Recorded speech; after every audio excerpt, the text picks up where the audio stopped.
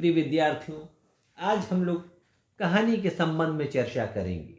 विभिन्न भारतीय एवं पाश्चात्य विद्वानों के द्वारा कहानी को किस रूप में परिभाषित किया गया है और इन परिभाषाओं के माध्यम से कहानी की जो विशेषताएं उभर कर सामने आती हैं, उन पर हम लोग अपने इस व्याख्यान को केंद्रित करेंगे।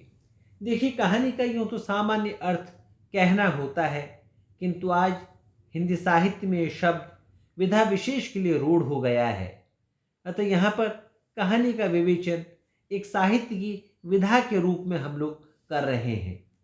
साहित्य की यूँ तो किसी भी विधा के स्वरूप को निश्चित शब्दों में बांध पाना बड़ा ही दुष्कर कार्य है, किंतु फिर भी विभिन्न आलोचक साहित्य की विधाओं की परिभाषाएं देते रहे हैं। कहानी को भी अनेक प्रकार से परिभाषित किया गया है। एडगर एलन पो आधुनिक कहानी की जन्मदाताओं में प्रमुख माने जाते हैं। उन्होंने कहानी की परिभाषा देते हुए कहा है कि a short story is narrative short enough to be read in a single sitting, written to make an impression on the reader, complete and find in itself। अर्थात छोटी कहानी एक ऐसा आख्यान है जो इतना छोटा है कि एक बैठक में पढ़ा जा सके और पाठक पर एक ही प्रभाव उत्पन्न करने के उद्देश्य से लिखा गया हो। वह स्वतः पूर्ण होता है। H.G. वेल्स ने भी पो से ही मिलती जुलती बात कही है। उनका कहना है, कहानी तो बस वही है जो लगभग 20 मिनट में साहस और कल्पना के साथ पढ़ी जाए। एलेरी ने कहानी की परिभाषा देते हुए उसकी सक्रियता पर अधिक बल दिया है और उसे घुड़दौड़ के समान बताया है। वे लिखते हैं कि a short story is like a horse race, it is the start and finish which count most. अर्थात कहानी तो एक घुड़दौड़ के समान होती है। जिस प्रकार घुड़दौड़ का आदि और अंत महत्वपूर्ण होता है, उसी प्रकार कहानी का आदि और अंत ही महत्व का होता है। इन परिभाषाओं में कहानी की संक्षिप्तता और एक ही मूल भाव के विकास को आवश्यक माना गया है तथा उसके आरंभ और अंत को महत्वपूर्ण कहा गया है। इसके आगे उसके स्वरूप को ठीक से नहीं समझा गया। इसलिए अब हम एक और मत को इस संबंध में उद्धृत करना चाहेंगे। यह विचार है सर युवाल पॉल का। इन्होंने कहानी के विषय में कुछ अधिक विस्तार से बताया है।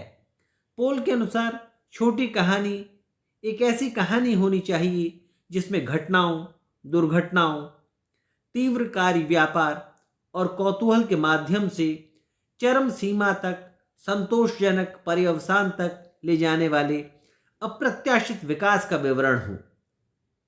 A short story should be story, a record of things happening, full of incidents and accidents, swift movement, unexpected development, leading through suspense to a climax and satisfying denouncement।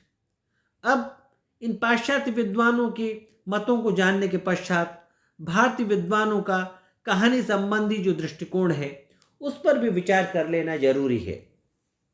बाबू श्याम सुंदर दास का मत है कि आख्यायिका एक निश्चित लक्ष्य या प्रभाव को लेकर लिखा गया नाटकीय आख्यान है। इस प्रकार उन्होंने कहानी में नाटकीयता पर अधिक बल दिया है, किंतु निश्चित लक्ष्य या प्रभाव को वे आवश्यक मानते हैं। कहानी के स्वरूप का स्पष्टीकरण करते हुए मुंशी प्रेमचंद ने कहा है कि कहानी एक रचना है जिसमें जीवन के एक अंग या किसी एक मनोभाव को प्रदर्शित करना ही लेखक का उद्देश्य रहता है। उपन्यास की भांति उसमें मानव जीवन का संपूर्ण तथा वृहद रूप दिखाने का प्रयास नहीं किया जाता, न उसमें उपन्यास की भांति सभी रसों का सम्मिश्रण ही होता है। वह एक रमणीय उद्यान नहीं जिसमें भांति भांति के फूल, बेल, बूटे सजे हुए हैं, बल्कि एक ऐसा गमला है जिसमें एक ही पौधे का माधुर्य अपने समुन्नत रूप में दृष्टिगोचर होता है। इस प्रकार वे कहानी में जीवन के किसी अंग या मनोभाव की अभिव्यक्ति अनिवार्य मानते हैं, लेकिन प्रेमचंद उस कहानी को सर्वोत्तम मानते हैं जो किसी मनोवैज्ञानिक सत्य पर आधारित हो। बाबू गुलाब राय का इस संबंध में ये मानना है कि छोटी कहानी एक स्वतः पूर्ण रचना है जिसमें एक तथ्य या प्रभाव को अग्रसर करने वाली व्यक्ति केंद्रित घटना या घटनाओं के आवश्यक परंतु कुछ कुछ अप्रत्याशित ढंग से उत्थान पतन और मोड़ के साथ पात्रों के चरित्र पर प्रकाश डालने वाला कौतूहलपूर्ण वर्णन हो। इस प्रकार इन परिभाषाओं के आधार पर कहा जा सकता है कि कहानी वह संक्षिप्त कथात्मक गद्य रूप है जिसमें जीवन की कोई एक भंगिमा, संवेदना या एक घटना झिलमिलाती हुई दिख पड़ती है। यह साहित्य का विकसित कलात्मक गद्य रूप है जिसमें लेखक अपनी कल्पनाशीलता के सहारे कम से कम पात्रों अथवा चरित्रों के द्वारा कम से कम घटनाओं और प्रसंगों की सहायता से अधिक प्रभाव की सृष्टि करता है। कहानी की इन विभिन्न परिभाषाओं को दृष्टिपथ में रखकर अनेक आलोचकों ने अपने अपने ढंग से कहानी के लक्षण निर्धारित किए हैं।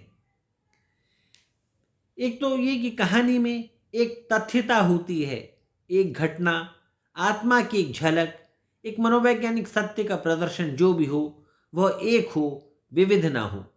दूसरी महत्वपूर्ण बात ये कि घटना के स्थान अनुभूति ले सकती है। अनुभूति वाली कहानियां ऊंचे दर्जे की होती हैं। तीसरा, कहानी का आधार मनोवैज्ञानिक होता है। चौथा, वह मनोरंजन करती है पर उसमें मानसिक तृप्ति के लिए, भावों को जागृत करने के लिए भी कुछ होता है। पांचवा, ये बात कि कहानी में तीव्रता हो, ताजगी हो, कुछ भी ऐसा ना हो जो अनावश्यक कहा जा सके। छठी विशेषता ये कि कहानी में जीवन की यथार्थ का चित्रण होता है, वो यथार्थ ऐसा हो जो कल्पित होते हुए भी सच्चा लगे। सातवीं बात ये कि उसका अंत प्रभावपूर्ण, आकार संक्षिप्त और संवाद नाटकीय प्रभाव वाले होने चाहिए। आठवीं महत्वपूर्ण विशेषता ये है कि कहानी की भाषा बहुत ही सरस और सुबोध होनी चाहिए। आज हम लोगों ने कहानी को लेकर विभिन्न विद्वानों की जो मत हैं और उन मतों के आधार पर कहानी की जो विशेषताएं उभर कर सामने आती हैं उन पर चर्चा की है। अगले व्याख्यान में हम कहानी के तत्वों के संबंध में चर्चा करेंगे।